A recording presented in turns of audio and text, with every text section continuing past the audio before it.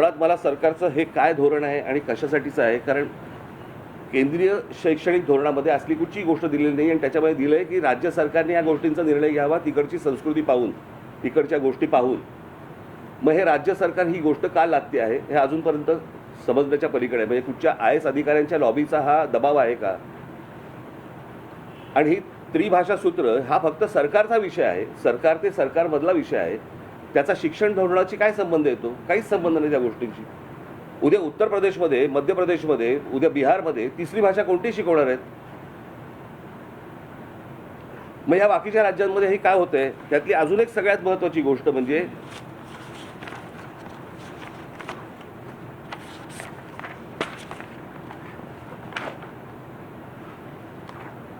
Gujarat council of educational research and training Gandhinagar, हे गुजरातची website आहे आणि त्या वेबसाईटवरती पहिलीपासून त्यांनी गुजराती, गणित आणि इंग्रजी अशा 3 भाषा ठेवल्या, म्हणजे 3 गोष्टी ठेवल्या. मग जर गुजरातमध्ये पण नाही आहे तर तुम्ही महाराष्ट्रात का लादतात? महाराष्ट्राचं हे हिंदीकरण करण्याचा भाषा आहे. बघा, भाषा कुठचीही चांगली असते, उत्तम भाषा असते. एक भाषा घडवण्यासाठी, उभी करण्यासाठी कित्येक पिढ्या खर्ची होतात, हजारो वर्ष लागतात. जशी गुजराती भाषा आहे, जशी मराठी भाषा आहे, जशी तमिळ भाषा आहे, प्रत्येक भाषा ही उत्तम भाषा असते. म्हणजे हिंदी भाषा देखील एक उत्तम सुंदर भाषा आहे, परंतु ती त्या एका राज्याची भाषा आहे, ती काही राष्ट्रीय भाषा नव्हे. तुम्ही आमच्या राज्यावरती तिसरी भाषा लादण्याचा का प्रयत्न करता? आणि तेही त्या कोवळ्या मुलांवरती, जे आतापर्यंत शैक्षणिक धोरण होतं की 6वी पासूनचं तुम्हाला ऑप्शनल, तुम्हाला भाषा कुठची घ्यायची असेल ते, आणि उद्या तुम्ही कॉलेजमध्ये पण असतात, ऑप्शनल भाषा असते, फ्रेंच असते, जर्मन असते. त्याला जी पाहिजे ती भाषा तो घेईल आणि आयुष्यात पुढे जाईल.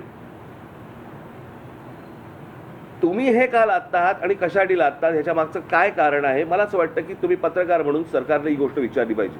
माझी आजची पत्रकार परिषद ही महाराष्ट्रासाठीची आहे, मराठी बांधवांसाठी, भगिनींसाठी आणि मातांसाठीची आहे, महाराष्ट्रातल्या शिक्षकांसाठीची आहे, महाराष्ट्रातल्या जेवढे पालक आहेत त्यांच्यासाठीची आहे, मुलांसाठीची आहे की ही सक्ती आपण लादून घेणार आहोत का महाराष्ट्रावरती? म्हणजे आधीच मराठी भाषेबद्दलची या प्रकारचे काही थोडी बहुत अनास्था आहे, त्याच्यामध्ये जर समजा हिंदी तुम्ही अजून जर समजा लादलीत तर उद्या ही भाषाच संपून जाईल. आणि हे कोणतं धोरण आहे मला कळलं नाही सरकारचं. जर समजा स्वातंत्र्याच्या वेळेला अगोदर जर समजा मिळाल्यानंतर भाषावर प्रांतरचना झाली आहे, प्रत्येक राज्याची प्रत्येकाची एक भाषा म्हणून जर समजा एक पकडलेली आहे, तर तिथे ह्या भाषा लादण्याचा का प्रयत्न करता? ह्याच्यामध्ये काय राजकारण आहे की अजून काहीतरी नवीन विषय भरकटवण्यासाठी म्हणून हे परत तुम्ही आणताय का? मला असं वाटतं की पत्रकार म्हणून तुम्ही हे सरकारला विचारणं गरजेचं आहे. माझी महाराष्ट्रातल्या सगळ्या संपादकांना, पत्रकारांना, माझी लेखकांना, साहित्यिकांना माझी विनंती आहे की तुम्ही कठोर शब्दामध्ये याच्यावरती बोललं पाहिजे. तुम्ही ह्या गोष्टी आज जर समजा या विषयात लादला गेला तर मी तुम्हाला आत्ता सांगतो, भविष्यातल्या पुढच्या नजीकच्या काळामध्ये मराठीचं अस्तित्वच हे महाराष्ट्रात ठेवणार नाही.